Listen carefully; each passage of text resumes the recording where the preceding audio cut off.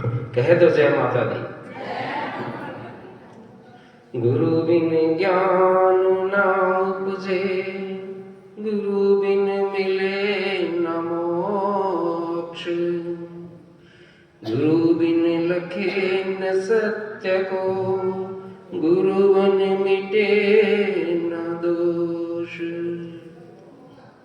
प्यारे, ये गुरुदेव भगवान ऐसे होते हैं जो हमारे शरीर के दोषों को मुक्त कर देते हैं, हटा देते हैं।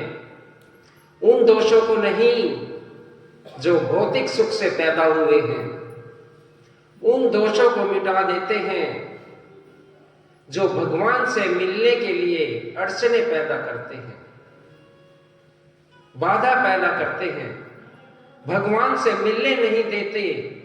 उन दोषों को ये गुरु नाम की शक्ति से हटा देते हैं। प्यारे, कितने सारे भक्तों ने गुरु नाम ले रखा है, लेकिन अपने तक सीमित है। इसका प्रचार जो बाहर करते हैं वो अपनी गुरु की महिमा का प्रचार करते हैं, वो साक्षात भगवान के दर्शन पाते हैं। मैं नहीं कह रहा हूं, वेदों में लिखा है। एक बारी गुरुजी महाराज गद्दी पे बिठाने के लिए कुछ शिष्य को चयन करते हैं। कहते हैं जो भगत गद्दी पर बैठने के लायक है उसको मैं परीक्षा ले लूं, देख लूं। गुरु नाम की महिमा। प्यारे, छोटी सी कथा याद आ गई है बीच में। गुरुजी ने गुरु नाम का वर्णन किया, बड़ी प्यारी कथा है। ये जो भगवान की कथा है ना, ये हमारे जीवन का कल्याण करती है। कहते हैं जो भगवान के अवतार की कथा करते हैं वो मोक्ष को पा लेते हैं। जो भगवान के अवतार की कथाएं करते हैं, उनका वर्णन करते हैं, भगवान के अवतार का वर्णन दूसरे व्यक्तियों को सुनाते हैं, वो मोक्ष की प्राप्ति कर लेते हैं। और जो लोग इंसान से इंसान की सेवा करते हैं, उनकी मदद करते हैं, वो मुक्ति को पा लेते हैं। उनको भक्ति करने की जरूरत नहीं है। अगर किसी दुखी इंसान को देख लिया ना प्यारे, तो अगर उसकी मदद कर रहे हैं, भक्ति करने की जरूरत नहीं है, गुरु धारण करने की जरूरत है, गुरु नाम सिमरने की जरूरत है। उस नाम को सुमरन करके किसी की तुम मदद करते हो, किसी गरीब की मदद कर देते हो, तो भी तुम मुक्ति को प्राप्त कर लेते हो। कह दो जय माता दी। गुरु नाम का वर्णन छोटा सा कथा के बीच में मैं आपको सुना रहा हूं। अपने शिष्य को गुरुजी ने एक एक सेर चने दे दिए, चने या किसी भी प्रकार का अन्न। कहा 1 साल बाद मैं मिलूंगा तुम्हें, और इस जो मैंने तुम्हें ये अन्न दिया है ना, इसको तुम मुझे वापस कर देना। तब मैं देखूंगा तुम शिष्यों में से कौन गुरु बुद्धि के काबिल है, कौन इस कार्य को, धर्म के कार्य को संभालता है। बड़ी सुंदर कथा है प्यारे, छोटी सी है, बड़ा अच्छा लगेगा, मन लगेगा, ध्यान से सुनना।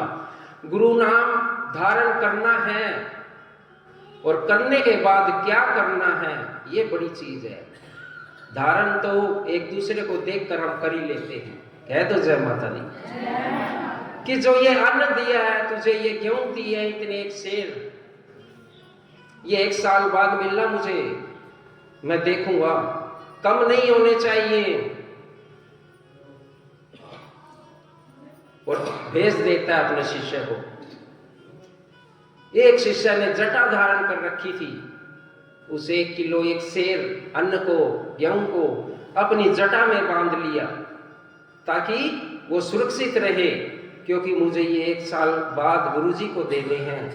कहीं इसमें से एक भी गुम हो गया तो मेरा गुरुवर नाराज हो जाएगा, मुझे ज्ञान नहीं देगा, मैंने उनकी आज्ञा का पालन नहीं करूंगा तो मुझसे बात नहीं करेंगे। अपनी जटाओं में बांध लिया। और उसी तरह से एक दूसरे शिष्य ने उसको खेत में बो दिया। कह दो जय माता दी। 1 साल बाद जब मिले, जब गुरु के पास वो व्यक्ति गया जिसकी जटाओं में गेहूं बंधा हुआ था, 1 साल के बाद तो वो सड़ने भी लगा। खोल के उस गुरु जी के सामने रख दिया, लो गुरु जी, एक एक दाना मैंने बड़ा संभाल के रखा है, चाहे तो गिन लो या तोल लो, पूरे उतरेंगे। जब गुरु जी के सामने जटा में से निकाल कर वो अन्न रखा तो वो अन्न बदबू मार रहा था। गुरु जी ने कहा, अरे मूर्ख, भाग यहां से इसको लेके, पागल है। गुरु नाम लिया और सड़ा दिया। जब दूसरा व्यक्ति आया, दूसरा शिष्य आया, और गुरु जी आपने जो अन्न दिया था वो मेरे पास है। गुरु जी ने कहा, दिखा प्यारे कहाँ है बेटे। और गुरु जी, उसके लिए मैं उस अन्न को आपके पास नहीं ला सकता हूं, उस अन्न के पास तो स्वयं आपको ही चलना पड़ेगा। अब चलो, जब बाहर देखा बैलगाड़ियों में अन्न ही अन्न भरा था, ये देखकर गुरुवर प्रसन्न हो जाते हैं। कह दो जय माता दी। ये गुरु नाम की महिमा है प्यारे। अगर इस गुरु नाम का बखान नहीं किया उस अन्न की प्रकार, तो आपके गुरु नाम लेने का कोई फायदा नहीं है। अगर सत्संग में आते हैं, खुद आते हैं, तो किसी दूसरे का भी प्रयास करिए। आज नहीं तो कल, कल नहीं तो परसों वो जरूर इस ज्ञान से अबोध होगा। और भगवान से एक दिन ऐसा आएगा, तुम्हारे लिए प्रार्थना करेगा कि इसकी वजह से मेरा जीवन बना। कह दो जय माता दी। तो प्यारे, ये गुरु नाम की महिमा है छोटी छोटी कथाओं से। तो प्यारे, कथा है सतयुग की। 4 युग हैं हमारे यहाँ। सतयुग सबसे पवित्र युग है। युग सारे पवित्र हैं, मानने का है, कथा कहां की है। आज इस कलयुग में सोने चांदी हीरे जवाहरात की बहुत मूल्य हो गया है, जिसके बारे में तुम सोच भी नहीं सकते। आम व्यक्ति तो उसको खरीद भी नहीं सकता आज, है ना, बहुत महंगे हो गई है। लेकिन सतयुग में प्यारे ये सोना था ना, 1 किलो नमक के बदले में 1 किलो सोने का आदान प्रदान होता था। सोने की जरूरत नहीं थी, क्योंकि जिंदा रहने के लिए, टेस्ट बनाने के लिए खाने में 1 किलो नमक के बदले में 1 किलो सोना देना पड़ता था। देखो, आज नमक ₹20 किलो, आज भी नमक मार्केट में है, और सोना कहां चला गया। जब जाके सोना मिलता, नमक मिलता था, जब व्यक्ति 1 किलो सोना उसको दे देता था। सबने सुना भी होगा, देखा भी होगा, ये पढ़ा भी होगा। कह दो जय माता दी। तो प्यारे, एक नगरी में बहुत गरीब ब्राह्मण रहता था, और उसकी घरवाली बड़ी सेवा करते थे, राहगीरों की भी, हर व्यक्ति की सेवा करते थे। और जो ये सोना है ना, जो आज ये महंगा है, उस वक्त नहीं था। तो उस वक्त लोगों के ऊपर मुसीबत आती थी तो वो क्या बेचते थे, पता है आपको क्या बेचते थे? जब लड़की की शादी करनी है या कोई मुसीबत घर में आ गई, किस चीज को बेचते थे? सोने की तो कीमत नहीं थी, हीरे जवाहरात की कीमत नहीं थी, वो तो नमक के बदले मिल जाता था। उस वक्त लोग बेचते थे सतयुग में अपने पुण्य कर्म को, जो उन्होंने पुण्य किए हैं उसको बेचकर पैसे ले लेते थे, अपने घर का खर्च चलाते थे। ये ग्रंथों में, क्योंकि सोने की कोई वैल्यू नहीं थी। आज सोना बेचकर अपने घर को चलाते हैं। कह दो जय माता दी। तो प्यारे, वो दोनों बड़े निर्धन लेकिन अपनी आजीविका को चला रहे थे। एक समय ऐसा आ जाता है कि उनको खाने के बिलाले पड़ जाते हैं। तो उसकी धर्म पत्नी कहती है उसे कि तुम जाओ राजा के पास, अपना एक कोई पुण्य बेच के आ जाओ, जिससे हमारे घर का खर्च चल जाएगा, क्योंकि हमारे पास और तो कुछ है ही नहीं, किसी भी प्रकार से नहीं है। उसकी पत्नी उसके लिए 4 रोटियां बना देती है। अगर रास्ते में तुम्हें भूख लगेगी खा लेना, लेकिन अपने एक किसी पुण्य को बेच के आ जाना, उसके बदले में जो धन तुम्हें मिले उससे हमारा घर चल जाएगा। कह दो जय माता दी।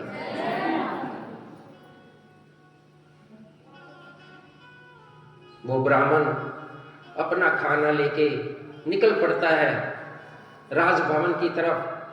दूर का था, दोपहर हो गई।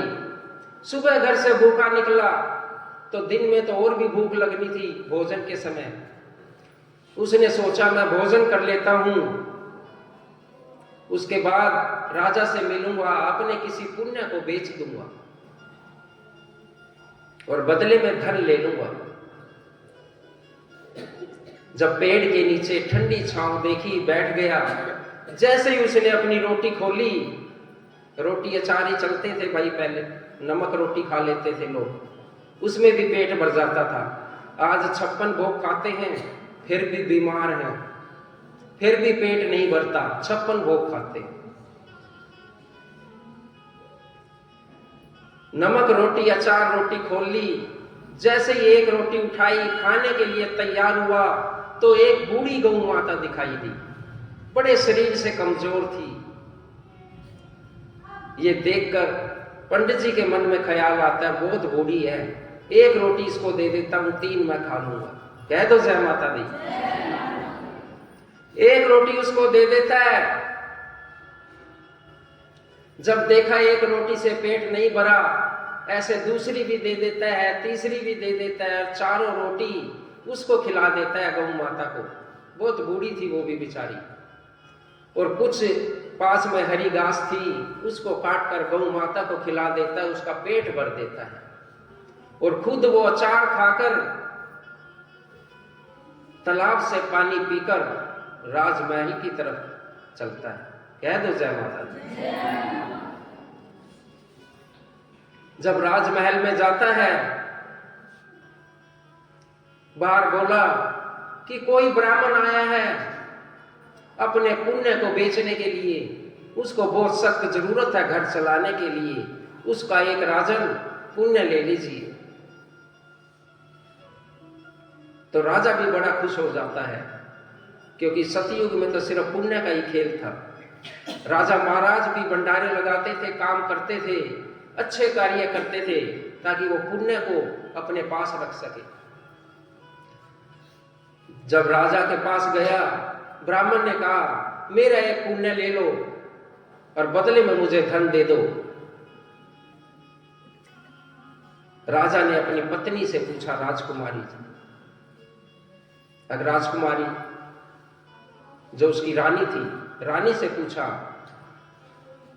अगर महारानी इसका कौन सा पुण्य अच्छा है जो मैं इसका ले लूं और बदले में धन दे दूं इसको। जो राजकुमारी जो रानी थी वो त्रिकालदर्शी थी। जो बहन कहते हैं जो पतिव्रता व्रत निभाती हैं, पति की बात मानती हैं, पति के बताए कार्य करती है और अपने व्रत पर पतिव्रता व्रत पर खड़ी रहती हैं, वो आज भी इस कलयुग में त्रिकालदर्शी हो जाती हैं। ये ग्रंथ बोलते हैं। उनके आने वाला भविष्य और जाने वाला समय और वर्तमान तीनों उनके लिए दिखाई देने लग जाते हैं। तो उसकी पत्नी त्रिकालदर्शी थी पतिव्रता के कारण। तो अपनी पत्नी से बोलता है महारानी कौन सा इसका पुण्य लूं जो हमें मिल जाए। लेकिन प्यारे आजकल तो कोई बहन मानती नहीं है बात को। और आजकल तो ऐसी भी बहन है अपने पति को 2-4 बारी पीट ना लेना शांति नहीं पड़ती। 1-2 तो दांत जानकारी में भी टूट रहे होंगे अड़ोसी पड़ोसियों के, मानती नहीं है। प्यारे पुण्य का सबसे बड़ा खेल है। ये कर्म हमारे साथ जाते हैं इस जीवन में, ये पुण्य कार्य हमारे साथ जाता है, अन्यथा कोई चीज हमारे साथ नहीं जाती। इसी प्रकार एक बारी साधु संतों के अंदर विचार विमर्श गोष्ठी हो रही थी। आपस में तर्क वितर्क हो रहे थे सत्संग को लेकर, गुरु की बात को लेकर, गुरु की चर्चा कर रहे थे। लेकिन एक जगह उनका पेच उलझ जाता है। और वो कहते हैं कि चलो वेद व्यास जी के पास चलते हैं, क्योंकि गुरुओं के अंदर सबसे बड़े गुरु वेद व्यास जी हैं, जिन्होंने गद्दी की स्थापना की। नेमिषारण में इनका सबसे ऊंचा स्थान है वेद व्यास जी का, जहां से उत्पत्ति हुई थी वेद व्यास जी की। ब्रह्मा के पुत्र हैं। कहते हैं ललाट पे तीसरा नेत्र नहीं है, फिर भी भगवान शिव से कम नहीं है। चतुर्भुज रूप नहीं है, फिर भी भगवान नारायण से कम नहीं है। कौन? गुरुदेव भगवान। हाथ में कमल का फूल नहीं है, हाथ में कमल का फूल नहीं है, फिर भी ब्रह्मा से कम नहीं है। कौन? गुरुदेव भगवान। तो प्यारे उनके पास चले जाते हैं। नाभि तक गंगा में स्नान कर रहे थे, नाभि तक जल में खड़े होकर तप कर रहे थे। जब साधु संतों ने देखा गुरुजी महाराज तो तप कर रहे हैं, दूर हट जाओ, क्योंकि उनकी तपस्या भंग नहीं करनी चाहिए। कोई अगर तप करता है ना तो उनके सामने नहीं आना चाहिए। आश्रम में भी गुरुजी से मिलने आते हैं, हम कह देते हैं कि अंदर कुटिया में है गुरुजी, फिर भी वो लोग मुझे बहुत जल्दी है, देखो एक बार गुरुजी आगे होंगे, मिलना है। अपनी जल्दी से कुछ नहीं होता प्यारे। अगर आप किसी का ध्यान भंग करते हैं तो उसका जो पाप कर्म होता है ध्यान भंग करने का, वो आप अपने सर ले लेते हैं,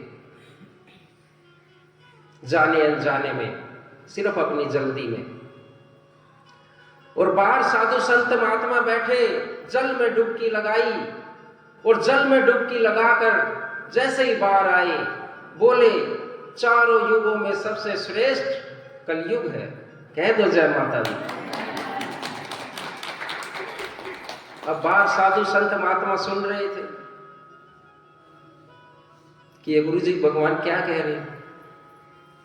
सतयुग में भगवान की महिमा है, त्रेता युग में महिमा है, द्वापर युग में भगवान कृष्ण की महिमा है, कलयुग में, भाई कलयुग में तो कोई भगवान ने अवतार नहीं लिया फिर भी श्रेष्ठ। वो अपना विचार छोड़कर गुरुदेव भगवान के विचारों में उलझ गए। कहते हैं जो सतयुग में 10 वर्ष तक तपस्या करता है, सतयुग में 10 वर्ष तक तपस्या करता है, त्रेता युग में 1 वर्ष बहुत है। और जो द्वापर में 1 महीने के करने से फल मिलता है, और कलयुग में केवल 24 घंटे में वो फल मिल जाता है जो सतयुग में 10 वर्ष तपस्या करने से मिलता है। कह दो जय माता दी। इसलिए ये श्रेष्ठ है कलयुग। ये नाम धारा पे चलता है, सुमरन पे चलता है। दूसरी डुबकी लगाई वेद व्यास जी ने गंगा में, और बाहर आए, कहते निकले अक्षुद्र सबसे श्रेष्ठ है। 4 वर्ण है हमारे वेदों में, ब्राह्मण, क्षत्रिय, वैश्य और शूद्र। 4 जातियों में बांटा गया है, अब तो 36 जाति है। फिर से सारे साधु संत चक्कर में पड़ गई। अब भगवान शूद्र कैसे श्रेष्ठ हो गया कलयुग में? उदाहरण के तौर पर देखिए, यहां भी सत्संग हो रहा है या कोई पूजा अनुष्ठान हो रहा है, जितना भी अनुष्ठान के अंदर दोने पत्तल हम फेंक देते हैं या भंडारा हो रहा है, उसके अंदर कितने झूठे सारे पत्तल छोड़ देते हैं, उनको कौन साफ करता है? शुद्ध ही तो करते हैं ना। तो वही तो कलयुग में श्रेष्ठ हुए। फिर से इस स्थान को दोबारा से पूजा करने लायक कौन बनाता है? दोबारा से इन भंडारों को बनाने के लिए कौन लायक बनाता है? इस प्रकार से इस कलयुग में शुद्ध श्रेष्ठ बताए गए हैं। कह दो जय माता दी। और तीसरी डुबकी लगाई, भगवान वेद व्यास जी ऊपर आए और कहा दोनों हाथ उठाकर, कि संसार में 4 युगों में वो नारी श्रेष्ठ है जो पतिव्रता का पालन करती है। कह दो जय माता दी। कि वो नारी श्रेष्ठ है जो पतिव्रता का पालन करती है चारों युगों में, वो भगवान को पा लेती है। इतनी शक्ति उसके अंदर आ जाती है, वो त्रिकालदर्शी हो जाती है, जिस प्रकार उस राजा की रानी थी। उसने देखा, अब बताओ महारानी, इसका कौन सा पुण्य मैं खरीदूं कि जिससे इसको धन दे दूं और मेरे पुण्य इकट्ठे हो जाएं, भगवान मुझे मोक्ष की प्राप्ति कराए पुण्य लेकर। महारानी ने देखा, अब महाराज अभी अभी ये गाय को 4 रोटी दे के आया है, वो पुण्य इसका आप ले लो, उसी एक पुण्य से मोक्ष की प्राप्ति हो जाएगी। कह दो जय माता दी कि एक पुण्य से मोक्ष की प्राप्ति हो जाएगी। राजा ने सवाल किया, महारानी हम रोज भंडारे लगाते हैं, रोज गरीबों को अन्न बांटते हैं, प्रतिदिन हवन पूजा पाठ यज्ञ करते हैं, उससे हमारे को मोक्ष नहीं मिलेगा क्या? इसकी 4 रोटी देने के पुण्य अगर मैं ले लेता हूं, उससे कैसे मोक्ष मिलेगा? एक तराजू में संकल्प करवा के उस ब्राह्मण का मोक्ष रख दिया एक पलड़े में, और एक पलड़े में धन चढ़ा दिया, फिर भी वो नहीं उठा। और ऐसे करके जितना उस राज्य में धन था सारा चढ़ा दिया, लेकिन वो कर्म का पलड़ा नहीं उठा। कह दो जय माता दी। तो महाराज ने कहा, ऐसा कौन सा पुण्य है इसका 4 रोटी में जो इस धन से भी नहीं उठा, और मैं रोज भंडारे करता हूं और मेरे पुण्य से भी बड़ा हो गया इसका पुण्य। तो महारानी ने कहा कि महाराज ये घर से चला था, बहुत भूखा था, सुबह भी भूखा था और दिन में भूख का टाइम हो गया, और ये जैसे ही खाना खाने बैठा तभी गाय आ गई। अपनी भूख को ना देखकर उस गाय को 4 रोटी दे दी, इसीलिए इसका पुण्य इतना बड़ा है। आपका तो पेट भरा हुआ है, आपकी जेब में 10 रुपए हैं और आपने यथाशक्ति अनुसार दान दे दिया, उससे कई गुना ये पुण्य बड़ा है। कह दो जय माता दी। तो प्यारे, गाय को रोटी देना कितना पुण्य का कार्य है कि सारे पुण्य एक तरफ और भूखी गाय को चारा देना खिलाना एक तरफ। राम कृष्ण की प्यारी गैया, राम कृष्ण की प्यारी गैया, सारे जग की माता है। रोम रोम में बसे देवता, ऋषि मुनि हरि शिव ध्याता है। राम कृष्ण की प्यारी गैया, राम कृष्ण की प्यारी गैया, सारे जग की माता है, सारे जग की माता है। रोम रोम में बसे देवता, रोम रोम में बसे देवता, ऋषि मुनि हरि शिव ध्याता है, सभी देवता इसको मानते हैं, गौ माता को। सभी देवताओं का स्थान इस गौ माता के अंदर है। इसकी सेवा करने से प्यारे, और इंसानों की सेवा या और कोई सेवा करने से ये बराबर हो जाएगी, फिर भी गौ माता की सेवा बड़ी कहलाती है। तो प्यारे, जितने भी हम पुण्य के कार्य करते हैं, हम हवन यज्ञ पाठ पूजा आदि करके उन पुण्य को इकट्ठा करते हैं, वो 3 भाग में बट जाते हैं बिना कहे। करोगे आप और बटका जाएंगे 3 जगह। ये बड़ी बात है कि एक पुण्य का कार्य किसी एक भाई ने किया, और उसका फल 3 जगह बट गया। देखो कैसे बटता है। एक भाग उसमें से पितरों को चला जाता है और एक भाग स्वयं के लिए बच जाता है और तीसरा भाग आने वाली पीढ़ी के लिए चला जाता है। कैसे?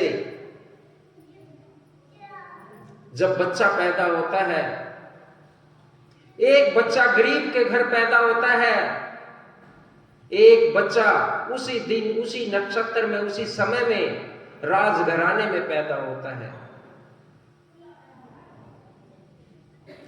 एक बच्चा झोपड़ी में पैदा होता है, एक बच्चा किसी अच्छे घर में पैदा होता है। ये किसका खेल है प्यारे? इन पुण्य कार्यों का खेल है। कहते हैं कुछ लोग पितर वगैरह कुछ नहीं होते, ये पाप कर्म कुछ नहीं होते, कि जब जीना है तो इस वर्तमान में जियो ना प्यारे। हमारा जीवन भी पुण्य के आधार पर होता है। अगर हमारे पिछले कर्म अच्छे हैं तो मैं किसी अच्छे घर में जन्म ले लेंगे, अगर हमारे बुरे कर्म हैं तो किसी हम बुरे घर में या गरीब घर में जन्म ले लेंगे, क्योंकि गरीबी भी एक अभिशाप है। तिल तिल करके जीने के लिए मजबूर रहना पड़ता है बुरे कर्मों से, और जब अच्छे कर्म करते हैं तो साधु संतों की शरणों में हम जन्म ले लेते हैं। अगर तुम्हारे साथ कुछ अच्छा हो रहा है ना, तो समझ लो ये गुरु महाराज की कृपा है। अगर बुरा हो रहा है तो ये समझ लो तुम्हारे बुरे कर्म तुम्हारा पीछा नहीं छोड़ रहे हैं, कभी नहीं छोड़ेंगे।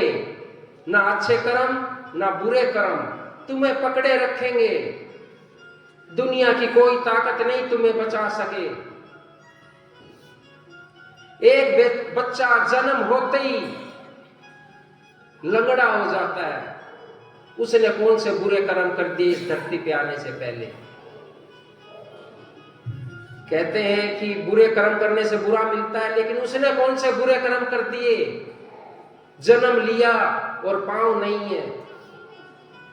एक ने जन्म लिया, बहुत सुंदर बच्चा है, उसने कौन सा अच्छे कर्म कर दिए कि वो सुंदर हो गया? ना प्यारे, ये सब कर्मों का खेल है। पिछले कर्म जुड़ते आ रहे हैं, उसी आधार पर यहां पर इस धरती पर जन्म होता है, और उस जन्म के हिसाब से ये कर्म भूमि है, पृथ्वी लोक, यहाँ पे भोग काटने हैं जो तुमने गलतियां की हैं। और गुरु के सानिध्य में जो लोग हैं वो इस भगवान की प्राप्ति कर लेते हैं इसी धरती लोक पर। कह दो जय माता दी। गुरुजी महाराज कहते हैं, अच्छी करनी कर लो रे भैया, अच्छी करनी कर लो रे भैया, कर्म न करियो काला। लाखों आंखें देख रहा है तुझे देखने वाला।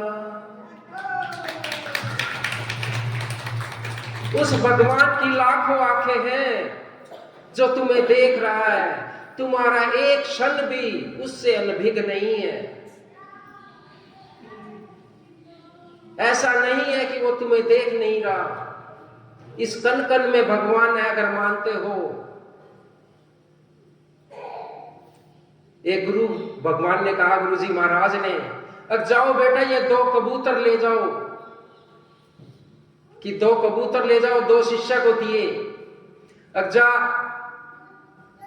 इस एक कबूतर को वहां मारना जहां पर तुझे कोई देख ना रहा हो, जाओ और मार के ले आना जहां तुम्हें कोई ना देख रहा हो। एक शिष्य सारी जगह घूम गया, जहां भी देखे बंद कर लिया, दरवाजा बंद कर लिया, कमरे के अंदर अंधेरा कर लिया। जैसे ही कबूतर को उठाया उसके मन में ख्याल आया, अरे भाई कमरे में तो अंधेरा कर लिया, लेकिन भगवान तो मुझे यहां भी देख रहा। जब मैं इसको मारूंगा तो वो मेरा ये बुरा कर्म अपनी डायरी में लिख लेगा और मुझे इस सजा से कोई नहीं बचा पाएगा। और एक दूसरा गया, कहीं छुपकर उसकी गर्दन तोड़कर गुरुजी के सामने ले आया। और गुरुजी, मैं वहां गया था, मुझे कोई नहीं देख रहा था और मैं इसको मार के ले आया हूं। अरे मूर्ख प्राणी, भगवान इस कण कण में बसे हैं, कोई ऐसी जगह नहीं है जहां पर उसकी आंखें तुम्हें नहीं देख रही हैं। और फिर क्या करता है कि दोष गुरुवर का लगाते हैं, और गुरुजी हमारी आराधना नहीं सुनते। लेकिन जो ये तुम्हारे बुरे कर्म है, ये कौन काटेगा प्यारे, ये तुम्हें ही काटने हैं। कह दो जय माता दी। तो प्यारे, जितने भी हमारे शरीर में दोष हैं उनको गुरुदेव भगवान मिटा देते हैं, और जितने हमारे बुरे कर्म हैं उनको मिटा नहीं सकते गुरुजी, या दुनिया की कोई ताकत नहीं मिटा सकती। गुरुजी एक काम कर सकते हैं, जहां तुम्हें चाकू लगना है वहां एक सुई लग के तुम्हारा पीछा छूटेगा, लेकिन लगेगा जरूर। झूठी बात पर विश्वास मत करना, लगेगा जरूर, पूरा जरूर होगा। बस गुरुजी की वजह से इतना ही होगा, जहां तुम्हारा टांग टूटनी है वहां पर एक उंगली टूट जाएगी। कह दो जय माता दी।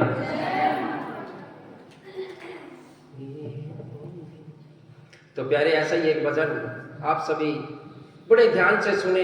ये गुरुजी के प्रवचन और सत्संग में आप लोगों को सुना रहा हूं। गुरुजी के भजन है वो भी मैं आप ही को सुना रहा हूं।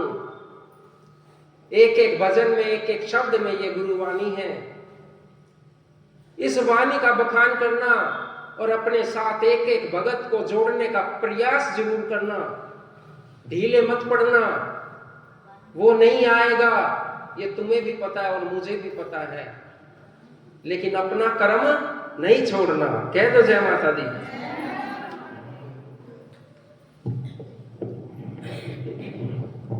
न देना दोष किस्मत को, विपत्ति तो सब पे आती है।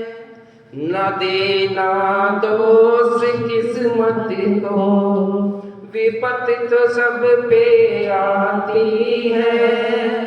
न देना दोष किस्मत, अपनी किस्मत को दोष मत देना कि ये हो गया वो हो गया, मेरी तो किस्मत ऐसी है। जब भी बुरी बात आए ना, बुरी किस्मत लगे तुम्हें कि मेरी किस्मत खराब है, तब गुरुदेव भगवान को याद कर लेना, गुरु का नाम सिमरन कर लेना। जो ये विपत्ति का समय है ना, ये भी कट जाएगा प्यारे। न देना दोष किस्मत को, विपत्ति तो सब पे आती है। न देना दोष किस्मत को, विपत्ति तो सब पे आती है। न देना दोष किस्मत को, विपत्ति तो सब पे आती है। न देना दोष किस्मत को, विपत्ति तो सब पे आती है। विपत्ति तो सब पे आती है, विपत्ति तो सब पे आती है। विपत्ति तो सब पे आती है, विपत्ति तो सब पे आती है। न देना दोष किस्मत को, विपत्ति तो सब पे आती है। न देना दोष किस्मत को, विपत्ति तो सब पे आती है। विपत्ति आई अंधी अंधों पे, लाल सरवन सपाया था। विपत्ति आई अंधी अंधों पे, लाल सरवन सपाया था। देखिए प्यारे, जिसका पुत्र श्रवण जैसा मिसाल है ये, उस पे भी तो विपत्ति आई है। क्या छोड़ के भाग गया? ना, लगा रहा, भगवान के चक्कर में लगा रहा, भगवान को मानने में लगा रहा। आज हम तुम और उसको गाते हैं। विपत्ति आई अंधी अंधों पे, लाल सरवण सपाया था।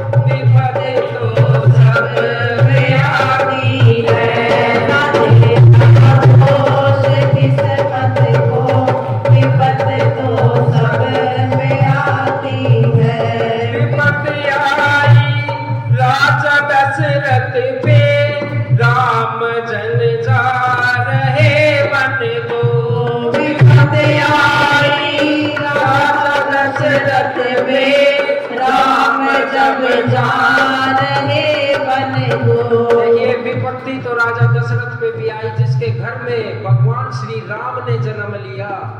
किसने? स्वयं भगवान ने जन्म लिया। वो 14 वर्ष का वनवास भी काटा, सारे काम हुए, क्या वो भाग गए छोड़कर? ना। विपत्ति आई